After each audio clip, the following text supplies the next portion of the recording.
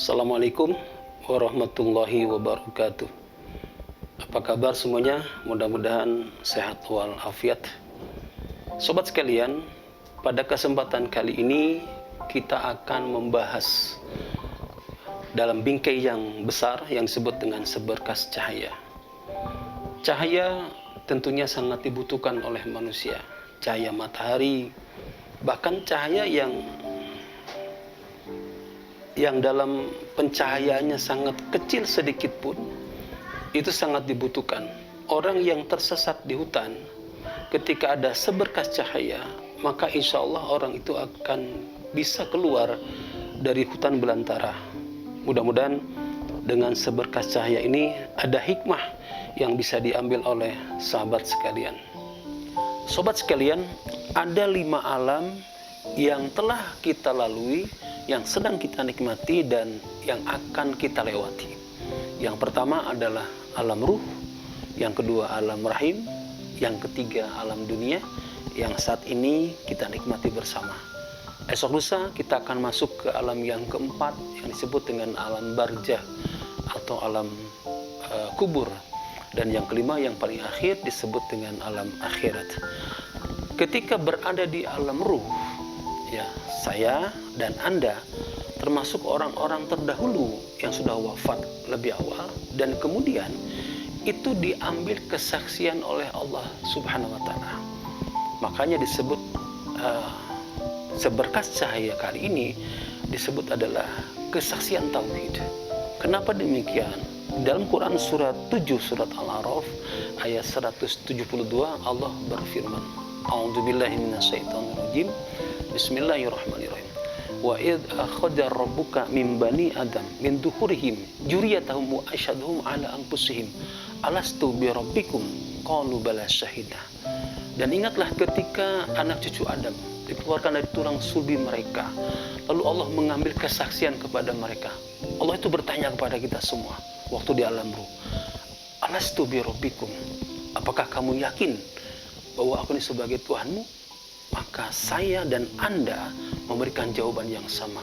Qalu, mereka menjawab, bala, benar, syahidna, dan kami menjadi saksi. Artinya apa? Di alam ruh kita sudah menyaksikan bahwa kita bisa langsung berdialog dengan Allah Subhanahu wa Ta'ala. Itulah yang disebut dengan kesaksian tauhid.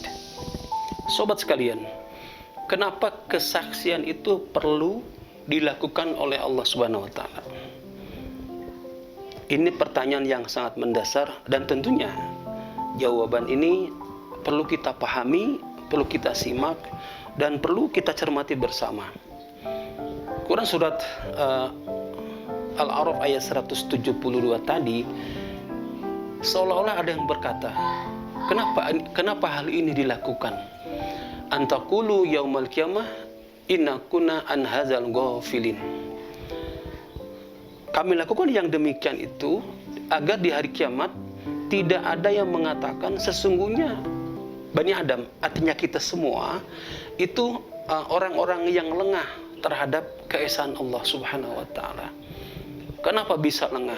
Bayangkan di alam ruh, ya, alam rahim, ini sudah 2 alam sudah berbeda dan fasenya jauh sekali waktunya itu. Nanti di alam dunia, terus nanti di alam barzah dan seterusnya. Tentunya sangat jauh sekali waktunya, sehingga Allah mengabadikan di dalam Quran surat Al-A'raf ayat 172 ini. Dengan kata lain, bahwa pada dasarnya manusia itu mengesahkan Allah, dan Allah mengambil kesaksian tersebut kepada diri manusia ketika kita berada di alam ruh atau alam yang pertama. Sahabat sekalian, kalau kita memperhatikan uraian tadi, bahwa sebenarnya Allah itu sangat sayang kepada kita, sehingga Allah menyampaikan informasi ini kepada kita, jangan sekali-kali menyekutukan Allah, apapun alasannya. Quran surat Al-A'raf surat ke-7 ayat 173 yang merupakan lanjutan dari yang kita bahas kali ini. Bagaimana kalau saya hanya mengikuti orang tua? Apakah saya juga disalahkan juga? Sama. Pada dasarnya kalau orang tua kita salah, maka hendaknya kita tidak mengikuti apapun alasannya, apakah itu kearifan lokal dan lain sebagainya. Saat ini banyak orang yang berziarah. Bolehkah kita berziarah kubur? Sangat dianjurkan. Karena dengan berziarah kita akan mengingat kematian, bahwa kita pun akan sama seperti saudara-saudara kita yang sudah wafat lebih awal.